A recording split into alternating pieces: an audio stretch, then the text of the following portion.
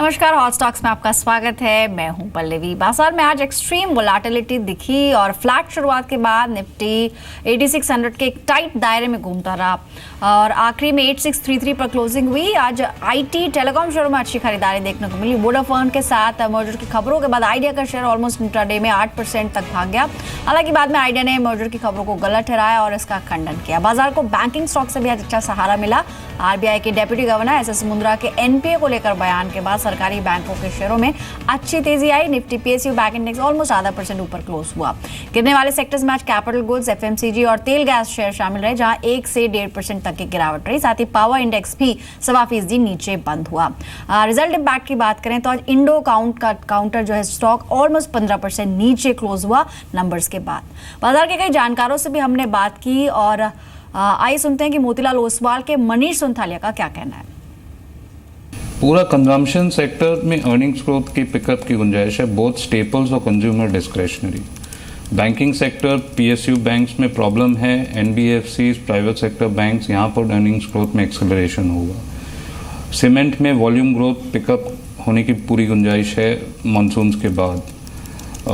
Pharmaceuticals मोर और less बॉटम्ड out है।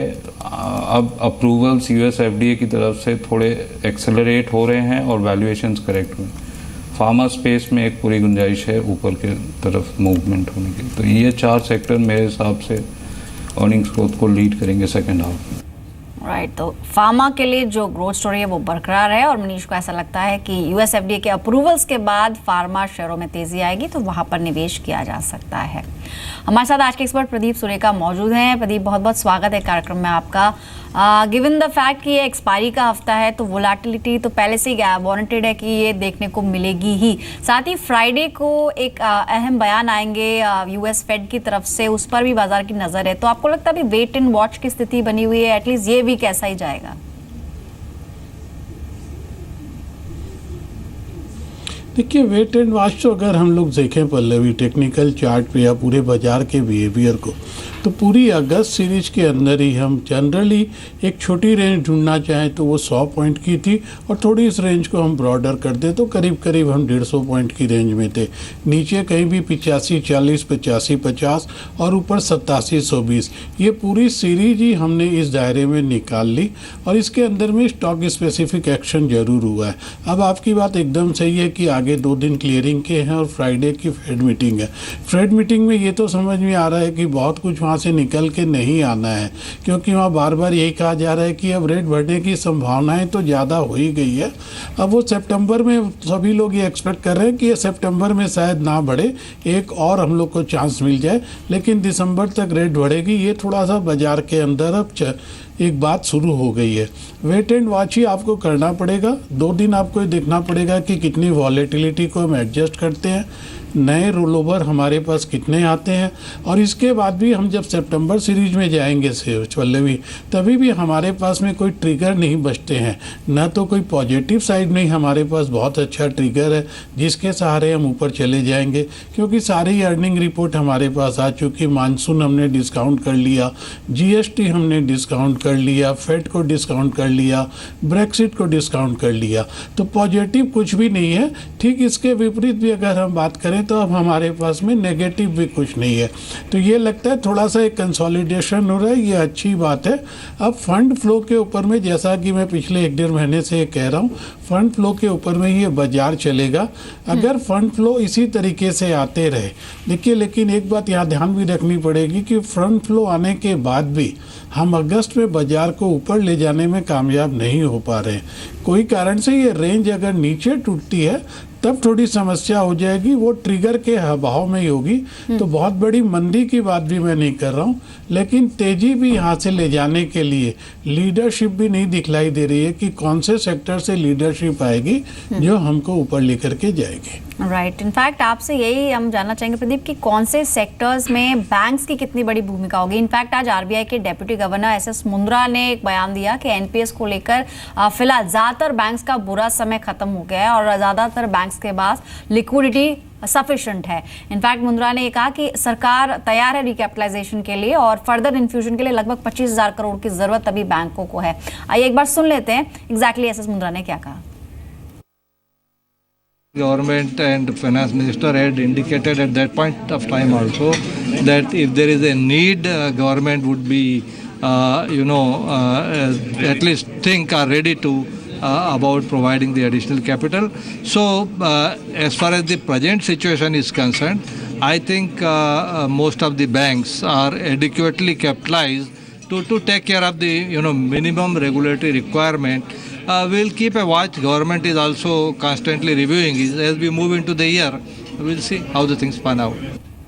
Right, तो यानी कि वेट एंड वॉच यहाँ पर भी करना होगा। प्रदीप, आप क्या टेक रखते हैं बैंक्स को लेकर, निफ्टी बैंक को लेकर अप्रोच क्या होनी चाहिए और बैंक्स की कितनी बड़ी भूमिका होगी? जैसे आपने कहा जितने भी पॉजिटिव फैक्टर्स थे वो ऑलरेडी डिस्काउंट कर चुका है बाजार, फिर चाहे उसमें जीएसटी शामिल है, मॉनसून की चिंता थी, ये सब अब इवेंट्स जो है एक तरह से गुजर चुके हैं, तो अब कोई बड़ा ट्रिगर फिलहाल नहीं नजर आ रहा है। ऐसे में बैंक्स की स्थिति कैसी लगती है आपको इन टर्म्स ऑफ इन्वेस्टमेंट, अगर कोई नई पोजिशन बनानी हो तो? देखिए, टेक्निकल चार्ट्स में अगर हम बात करें पल्लवी, मैं प्योर टेक्निकल की बात करता हूं, तो ये समझ में जरूर आ रहा है कि ये जो लीडिंग 5 पब्लिक सेक्टर बैंक है, इनमें बॉटम एक बार के लिए तो शॉर्ट टर्म बन चुका, क्योंकि 2 क्वार्टर के रिजल्ट खराब आने के बाद भी, नुकसान अच्छा खासा दिखाने के बाद भी, जिस तरीके से एनपीए की सफाई हुई है और ये बैंक रिजल्ट के बाद एक दिन का रिएक्शन दे करके फिर वापस उससे ऊपर आ रहे हैं, तो ये समझ में आ रहा है कि इनका बॉटम तो शॉर्ट टर्म के लिए बन गया। हाँ, ऊपर जगह अभी काफ़ी है, लेकिन उसमें थोड़ा सा वक्त लगेगा, धीरे धीरे अपसाइड रहेगी। किसी का अगर लंबा नज़रिया होता है और इस वॉलेटिलिटी को एडजस्ट कर सकता है 1 या 2 क्वार्टर में, यहाँ से और गिरावट में घबराए नहीं और थोड़ी सी अपनी हिम्मत करके गिरावट में अगर बैंकों को लेने की सोच सकता है, तब यहाँ से मैं भी यही कहना चाहूँगा कि बैंकिंग सेक्टर के अंदर में एक अच्छा मुनाफा होने की उम्मीद आप कर सकते हैं। ऑलराइट, चलिए अब कुछ सवालों को भी शामिल कर लेते हैं। इस वक्त फोन लाइन पर जयदीप सिंह जुड़े हैं चित्तौड़गढ़ से। नमस्कार, गुड इवनिंग जयदीप, बताइए कौन सा स्टॉक ले रखा है आपने? जयदीप, आप सुन पा रहे हैं? चलिए, शायद डिस्कनेक्ट हुआ, लेकिन एसएमएस के जरिए भी उन्होंने शेयर किया है अपना क्वेश्चन। और तिलक नगर इंडस्ट्रीज पर इनका सवाल है, इनकी जो बाइंग है ऑलमोस्ट 68 के लेवल्स पर है और फिलहाल काफ़ी ज़्यादा नुकसान इनको हो चुका है, ऑलमोस्ट इनकी वेल्थ हाफ से भी कम हो चुकी है। और स्टॉक का भी चार्ट अगर हम देखें प्रदीप, तो काफ़ी ज़्यादा कमज़ोर लग रहा है और ऑलमोस्ट इनकी बाइंग शायद बहुत पुरानी है, क्योंकि अगर हम 1 ईयर चार्ट्स देख रहे हैं तो उसमें जो हाई है वो 30 रुपये के आसपास है और आज की क्लोजिंग 16 रुपये पे हुई है। इनकी बाइंग को देख के क्या लगता है आपको, अब क्योंकि नुकसान बहुत ज़्यादा हो चुका है, कुछ प्रॉस्पेक्ट्स बचे हैं, कुछ आपको लगता है कि किसी भी रैली में इनको निकल जाना चाहिए, क्या सलाह रहेगी इनके लिए? देखिए, इस पूरे सेक्टर के अंदर में एक तो बुरी के बुरी खबरें आती चली जा रही है। इस शेयर की अगर हम पर्टिकुलर बात करें तो ये शेयर ने कहीं 2500 रुपये से एक बॉटम बनाना शुरू किया और ये 16 के आसपास रुक रहा है। और जिस दिन ये 25 रुपये से गिरा था, उस दिन बिहार के चीफ मिनिस्टर नीतीश बाबू का बयान आया था कि बिहार में भी हम लिकर बैन करेंगे। इसके पहले केरला में लिकर बैन आ चुका था। तो ये जो एक के बाद एक ये जो लिकर बैन की बातें आ रही है, वो सारी बातें इस सेक्टर के अप साइड को तो कैप कर रही है।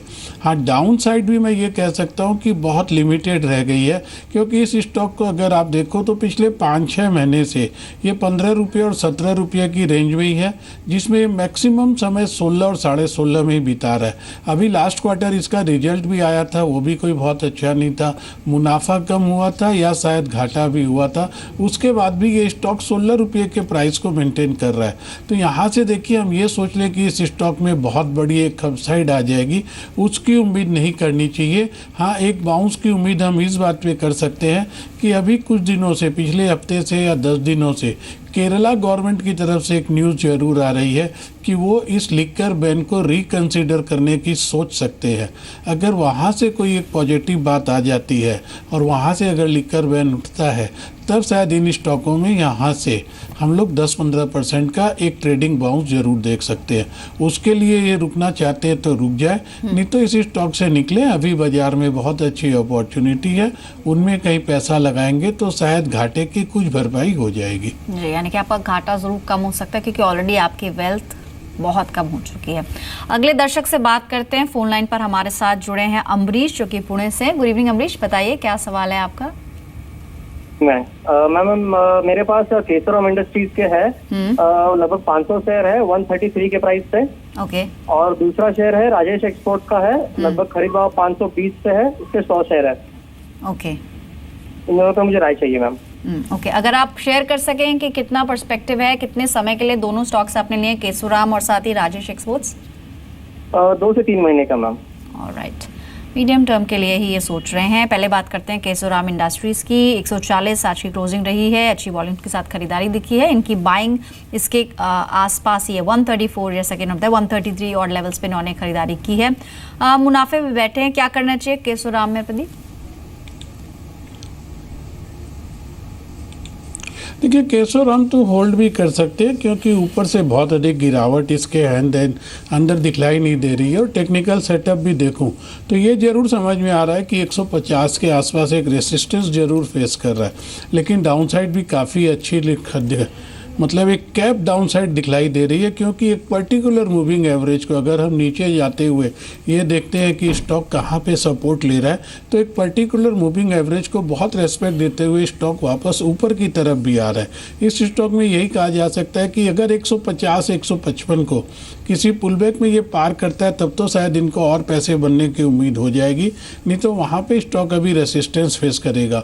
चूँकि ये कह रहे हैं कि इनके पास टाइम कम है, 2 से 3 महीने का इनके पास व्यक्त है, तो मैं यही कहना चाहूँगा कि अगर 150 के ऊपर ये स्टॉक नहीं चल पाता है और वहाँ से वापस अगर इसमें गिरावट आती है तो उस समय आप इस स्टॉक से एग्जिट बना लीजिए। साथ ही इनका दूसरा स्टॉक था राजेश एक्सपोर्ट्स। इनके पास 100 क्वांटिटी इन्होंने बताई, 520 के लेवल्स पे इन्होंने लिया हुआ है, यानी कि ऊपरी स्तरों पर इन्होंने खरीदा है। और स्टॉक का हम अगर चार्ट देखें तो काफ़ी ज़्यादा रिट्रेसमेंट हो चुका है। ऑलमोस्ट फरवरी में 745 और लेवल्स पर ये पहुंचा था, वहाँ से रिट्रेस होकर ये 370 लेवल्स पर भी पहुंचा है और शायद उसी दौरान इन्होंने इसको खरीदा है। 2 से 3 महीने के लिए इसमें कोई टारगेट्स आप सजेस्ट करेंगे? और अगर कोई स्टॉप लॉस लगाना हो क्योंकि ये नुकसान में है, कहाँ पर स्टॉप लॉस लगाना चाहिए? देखिए, इतनी छोटी अवधि के लिए अगर आप कोई स्टॉक खरीदते हैं और जरा सा भी उस कंपनी में जरा सी गड़बड़ की कोई रिपोर्ट या कोई भी उसके प्राइस बिहेवियर में आपको जब एक्शन मिलता है तो आपको उस समय एक छोटा स्टॉप लॉस तो ज़रूर लगा लेना चाहिए। मैं बहुत ईमानदारी से अगर इस स्टॉक के बारे में बात करूं तो इसको चार्ट को देख के डर लगता है, स्टॉप लॉस की तो कहीं कोई सीमा ही नहीं नज़र आती है। और ये एकदम जैसा आपने कहा पल्लवी की, ये 750 रुपये से जो गिरना शुरू किया है फरवरी से और अभी भी अगस्त खत्म हो चुका है, इस 5 महीने के दौरान में स्टॉक में कहीं भी रुकावट नहीं है। समय समय पे जिसको हम ये कहते हैं कि एक टेक्निकल पुलबैक को स्टॉक लेता है, वो पुलबैक भी लिया तो उसमें भी ये सस्टेन नहीं कर पाया और दोबारा फिर इस स्टॉक की जोर से पिटाई हुई है। इस दौर के एकदम बॉटम के आसपास ही ये ट्रेड कर रहा है। इतना ही कह सकता हूँ कि अगर इस बार ये स्टॉक 410-420 को भी नहीं होल्ड कर पाया तो इसमें और मंदी आ सकती है। ऊपर की तरफ बहुत मुश्किल है। आज के दिन भी अगर मैं बात करूँ तो 440 और 450 इस लेवल को पार करना भी दिखलाई बहुत मुश्किल से पड़ रहा है। राइट, यानी कि 410 410 के लेवल्स को आप क्लोजली वॉच करें, वहां पर एक स्टॉप लॉस आप लगाएं ताकि नुकसान आपका कम से कम हो।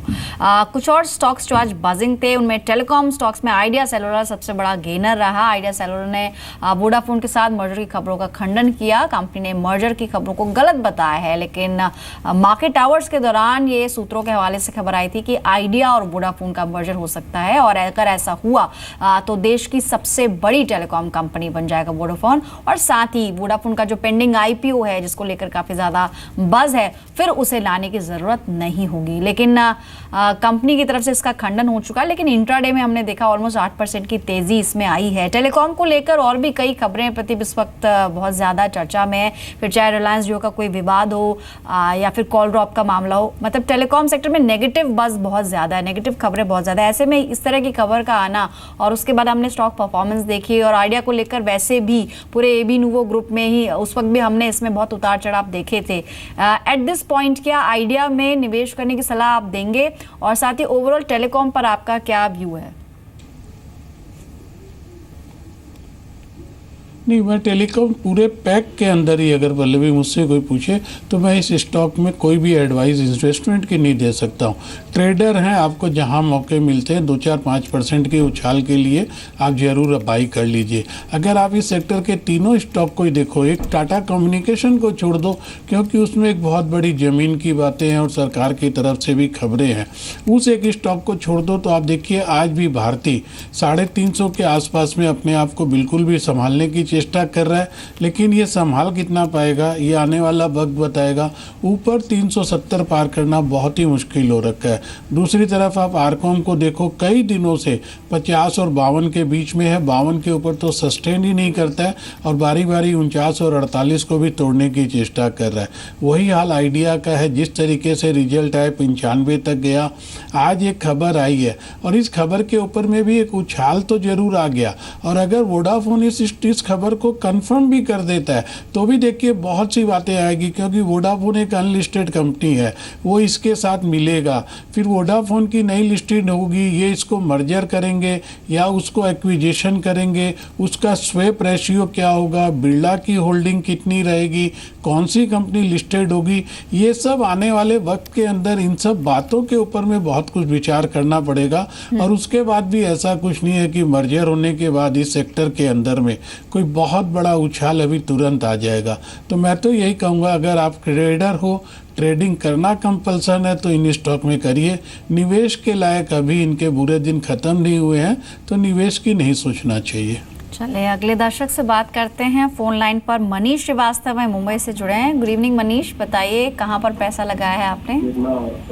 Good evening. मेरे पास अदानी इंटरप्राइजेस के कुछ 4000 शेयर्स हैं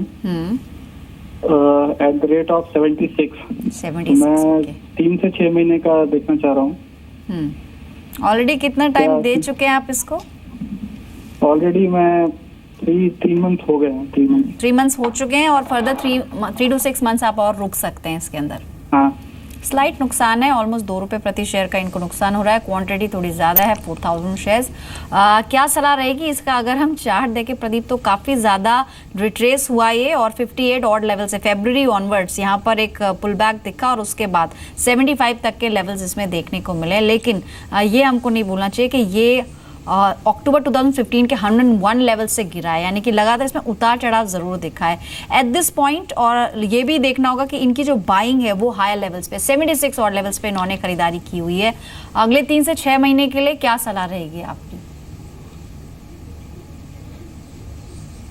देखिए, पूरी बात समझाने के पहले शॉर्ट में यही कह सकता हूँ कि इस कंपनी के पास कोई व्यापार तो बचा नहीं है। ये एक अडानी ग्रुप की होल्डिंग कंपनी बच गई और होल्डिंग कंपनी में प्रमोटर पता नहीं क्या कुछ करते रहते हैं, कब नया व्यापार लाएंगे, कब शेयर को निकालेंगे। 3 महीने हुए हैं, 2 रुपये का नुकसान है। और अभी भी अगर आप ये कहना चाहते हैं कि 3 से 6 महीने रुकना चाहता हूँ तो मैं आपको यही सलाह दूंगा कि 3 से 6 घंटे भी मत रुकिए, कल सुबह बाजार खुलते इस स्टॉक से निकल जाइए। अभी जो नुकसान 2 रुपये का है, शायद ये नुकसान आपका बढ़ सकता है, क्योंकि बहुत एक सपोर्ट के आसपास ये खड़ा है, वो है 73-74 रुपये का। इस बार इसको ये तोड़ेगा तो यहाँ से इसमें कम से कम 5-7 रुपये की और गिरावट आएगी। और आज का सेटअप और कंपनी के व्यापार को देखते हुए ऐसा कुछ लग नहीं रहा है कि 3 महीने में इस स्टॉक में बहुत कुछ आपको पैसे कमाने के मौके मिलेंगे। बाकी देखिए, कंपनी में कभी भी कोई न्यूज आ जाए तो अलग बात है। अगर इस पैसे को अडानी ग्रुप के अडानी पोर्ट में आपने 3 महीने पहले लगाए होते तो शायद आप 30 से 40% पैसा कमा चुके होते।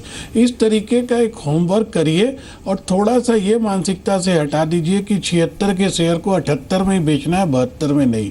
मैं तो यही सलाह दूंगा कि इस स्टॉक से कल सुबह निकलिए, कहीं और होमवर्क कीजिए और 3 महीने का समय है तो उस स्टॉक में दे दीजिए। तो यहाँ से आपको एग्जिट करने की सलाह दी जा रही है। मामूली नुकसान पर आप बैठे हैं तो अपना जो नुकसान है उसे आप बुक कर सकते हैं और इसे एग्जिट करने की सलाह दे रहे हैं। लेकिन जी बिजनेस पर लगातार हम आपको ऐसे स्टॉक्स बताते हैं जहाँ पर आपको मुनाफा हो और आप नुकसान से बचे। मेरे सहयोगी अंशु मौजूद भी हैं, ऐसे ही कुछ स्टॉक्स जो हमने आज दिन भर में आपको बताया। अंशु, बताइए कौन कौन से स्टॉक्स थे? जी शुक्रिया। मुनाफे की वो 3 कॉल जिन्होंने आज के सत्र में दिया है ज़बरदस्त रिटर्न, उनमें पहला नाम होगा श्रीराम ईपीसी का। ये शेयर हमने सुबह 7:30 बजे फास्ट 50 में अपने दर्शकों को रिकमेंड किया था, खरीदारी की सलाह दी गई थी। और इंट्राडे में अगर बात करें इसके रिटर्न की, तो इंट्राडे में इस शेयर ने करीब 10.5% का रिटर्न दिया है। मेरा अगला शेयर होगा 8K माइल्स का। ये शेयर भी हमने सुबह 7:30 बजे फास्ट 50 में अपने दर्शकों को रिकमेंड किया था और आज के सत्र में इस शेयर ने करीब 9% का रिटर्न दिया है। और मेरा आखिरी शेयर होगा हमारा आज का सुपर शेयर। ये शेयर हमने सुबह 9:30 बजे अपने दर्शकों को रिकमेंड किया था। तालना सॉल्यूशन था आज का हमारा सुपर शेयर और आज के सत्र में अगर इसके रिटर्न की बात करें तो 4.5% का रिटर्न इस शेयर ने करीब दिया है। शुक्रिया अंशु बताने के लिए वो 3 मुनाफे की कॉल्स जो दिन भर हमने आपको बताएं, लेकिन अब हम आपको बताने जा रहे हैं वो टॉप 20 स्टॉक्स यानी बाजार के चुनिंदा 20 स्टॉक जहां कल आप मुनाफा कमा सकते हैं। हमारा आज का पहला स्टॉक होगा प्रतिभा इंडस्ट्रीज, जहां पर आपको टारगेट्स लेके चलने हैं 24.59 के। स्टॉप लॉस जरूर लगाएं 2388 का। शेयर में निचले स्तरों से जोरदार उछाल देखने को मिला और कंपनी के फंडामेंटल्स भी स्ट्रॉन्ग है। एक स्ट्रॉन्ग ऑर्डर बुक के साथ कंपनी कारोबार कर रही है। साथ ही बैंको हमारा अगला स्टॉक होगा। यहाँ पर आपको टारगेट्स लगाने 228 के, स्टॉप लॉस 217 का रखना होगा। शेयर अपने में तेजी लगातार देखी जा रही है और अपने 52 हफ्ते के ऊपरी स्तरों पर आज इसकी क्लोजिंग हुई है, तो एक अच्छा बाय आपके लिए हो सकता है। साथ ही तीसरी कॉल है बायोकॉन, यहाँ पर भी बाय करके चलना होगा with target of 919। Stop loss आपको मेंटेन करना है 875 का। हाल में कंपनी को जो मंजूरियां मिली है उससे कंपनी को बेनिफिट हुआ है और शेयर में भी उसका रिएक्शन दिखा है। लगभग 52 हफ्तों के ऊपरी स्तरों पर शेयर आज क्लोज होने में कामयाब रहा है। 14 स्टॉक है अदानी एंटरप्राइजेस। यहाँ पर आपको स्टॉप लॉस जरूर लगाना होगा 73.7 का, लेकिन एक टारगेट आप लग के चल सकते हैं 77 रुपीज का।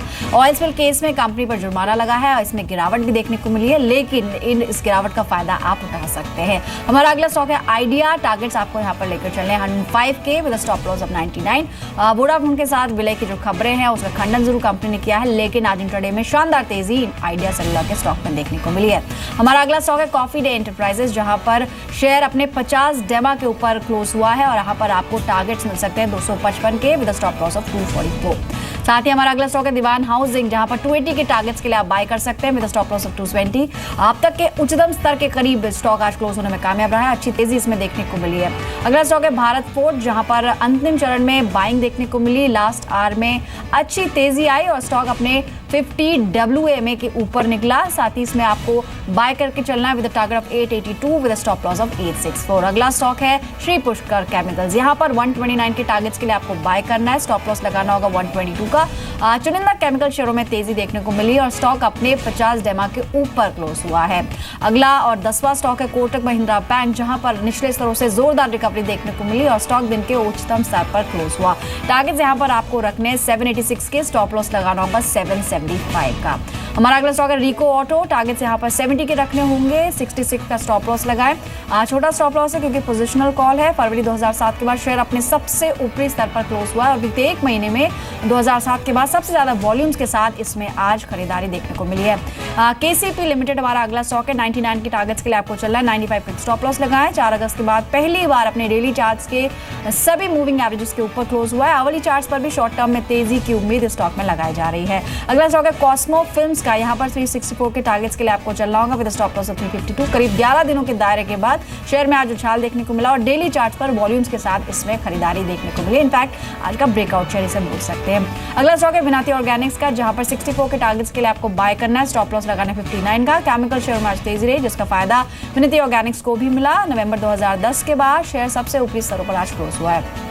यूनिफॉर्स एंटरप्राइजेस ये अगला स्टॉक है। टारगेट्स यहाँ पर 64 के लगाने होंगे, 59 का स्टॉप लॉस। बीते 2 दिनों से लगातार इसमें खरीदारी देखने को मिल रही है और नवंबर 2010 के बाद शेयर अपने सबसे ऊपरी स्तर पर क्लोज हुआ है। हमारा 16वां स्टॉक है डिश टीवी, जहां पर आपको टारगेट्स लगाने 99 के, stop loss of 95। Daily chart पर सभी मूविंग एवरेजेस के ऊपर स्टॉक क्लोज हुआ है। एक्सपायरी हफ्ते में मजबूत पुल बैक यहाँ पर देखने को मिल सकता है। साथ ही ऑलसेक टेक्नोलॉजी अगला स्टॉक होगा। टारगेट्स यहाँ 274 के आपको लगाने विद स्टॉप लॉस ऑफ 265। 10 दिनों से इसमें गिरावट देखने को मिली थी, लेकिन 10 दिनों की गिरावट के बाद 50 डेमा के ऊपर एक पुल बैक देखने को मिला है। शॉर्ट में थोड़ी और दिख सकती है मजबूती, यानी कि छोटी अवधि में ये एक अच्छा स्टॉक हो सकता है। संगम इंडिया हमारा अगला स्टॉक है। टारगेट 280 के आपको लगाने होंगे, स्टॉप लॉस 269 का मेंटेन करें। डेली चार्ट्स पर सभी मूविंग एवरेजेस के ऊपर ये स्टॉक दिखा है और पिछले 10 दिनों में वॉल्यूम्स के साथ लगातार इसमें बढ़त देखने को मिल रही है और आज भी 4.5% की बढ़त इसमें रही है। एसआरएफ हमारा अगला स्टॉक है। 1680 के टारगेट्स आपको लगाने, 1640 के स्टॉप लॉस के साथ। शेयर अब तक के सबसे ऊपरी स्तर पर क्लोज हुआ है। बीते 2 महीनों में लगातार इसमें खरीदारी देखने को मिल रही है। हमारा 20वां और आखिरी स्टॉक आज के लिए होगा ओम का स्पेशलिटी, जहां पर 176 के टारगेट्स आपको लगाने, स्टॉप लॉस 170। बीते 4 दिनों से लगातार इसमें बढ़त देखने को मिल रही है। आवली चार्ट पर शॉर्ट टर्म में तेजी की उम्मीद लगाई जा सकती है। ये सभी 20 स्टॉक्स हमने आपको बताए हैं। अगले दिन यानी बाजार जब खुलेगा तो आप इसमें मुनाफा कमा सकते हैं। ये 20 की 20 बाय कॉल्स हमने आज आपको बताई हैं।